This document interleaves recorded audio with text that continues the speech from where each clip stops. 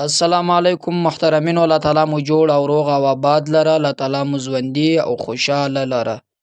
دوستانو، له یو نوې وظیفې سره ستاسو په خدمت کې حاضر یم چې وظیفه ډیره کوچنۍ ده خو ډیر کمالات پکې نغښتي دي او د ډیرو مشکلاتو د حل لپاره ده. که یو انسان له مشکلاتو له تکالیفو څخه خلاصون غواړي نو دغه یوه وظیفه دې وکړي. دا وظیفه ډیره بهترینه ده، وظیفه ډیره کوچنۍ ده خو ډیر کمالات لري، ډیر طاقت پکې پروت ده. د قرآن شریف یو کوچنی آیات چې 2 یا 3 حروف دي. دوستانو، دا داسې وظیفه ده چې ان شاء الله هر قسم ته سخت مشکل سره مخ کېداس، هر قسم ته سخت تکلیف سره بس دغه یوه وظیفه کوئ، الله تعالی به یې فورا درته آسان کړي، الله تعالی به یې حل کړي. بیا خاص کر دغه وظیفه په هغه ورځ باندې ویل کوم چې لمر تندر نسی.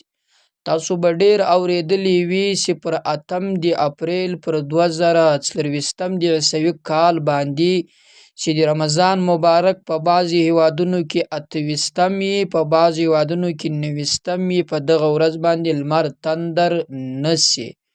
خو بعضې بیا داسې ډیرې خبرې پکې کړي چې څوک وایي دا د قیامت ورځ ده، مثلا په دغه ورځ باندې قیامت راځي، بالا دنیا پر ختمېدونکې ده، دجال راځي. خو زه به تاسو سره د دې حقیقت هم بیان کړم.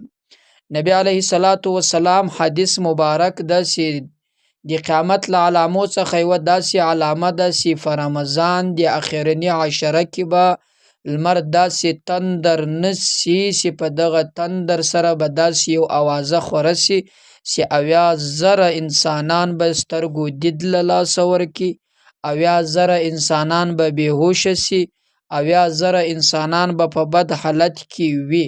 یعنې له دغه تندر نیولو سره به داسې یو سخت هیبتناکه اواز هم وي.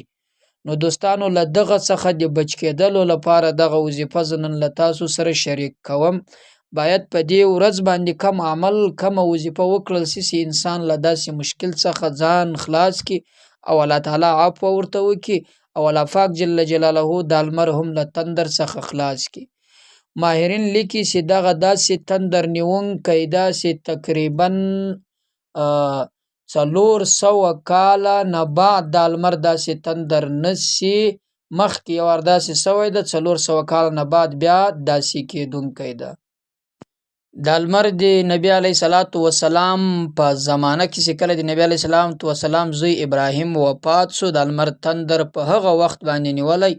صحابه نبی علیه السلام ته راغو چې دا یو غټه واقعه پیښ سوې ده چې دا لمر هم تندر ویني. نبی علیه الصلاة والسلام نه دا دواړې چې مثلا یا لمر تندر نسی یا سپوږمۍ، دا له آیاتو له علامو د الله تعالی جل جلاله د الله پاک جل جلاله د دې لپاره نسی ده چې مسلمانان توبه وباسي، مسلمانان نیک اعمال وکړي. نو دوستانو، هغه وظیفه نن له تاسو سره شریک کوم. یقیني په دې ورځ باندې سخت مشکل او سخت حالت وي. نو د دغه د بچ کېدلو لپاره کله چې هم په دې پوه سواد چې لمر تندر ونیوئ، کوشش وکړئ 2 رکعته صلات توبه وکړئ، د توبې په نیت باندې. کله چې له هغه نه فارغه سواست، توبه الله تعالی ته وباسئ.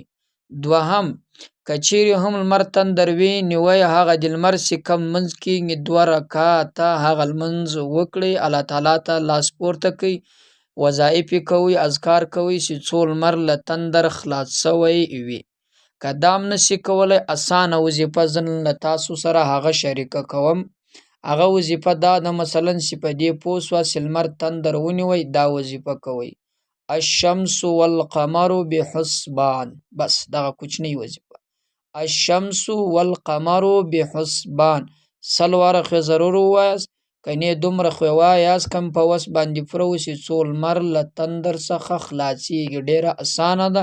نو چې هغه دبدبه هیبتناکه اواز ورسره وي، الله تعالی به د دې آیات په برکت سره تاسو لغه مشکل څخه وساتي. دغه توري ډیر په دې وخت کې وایاست: الشمس والقمر بحسبان. دوستانو، دا نورو مسلمانانو ته هم وکایاست. ما تاسو ته دروکو و تر تاسو مې در ورسوه، زموږ ذمهواري وه، زموږ غاړې خلاصې. تاسو کوشش وکړئ د دې ورځې چې دغه عمل ده، دا وظیفه ده، له نورو سره شریکه کړئ.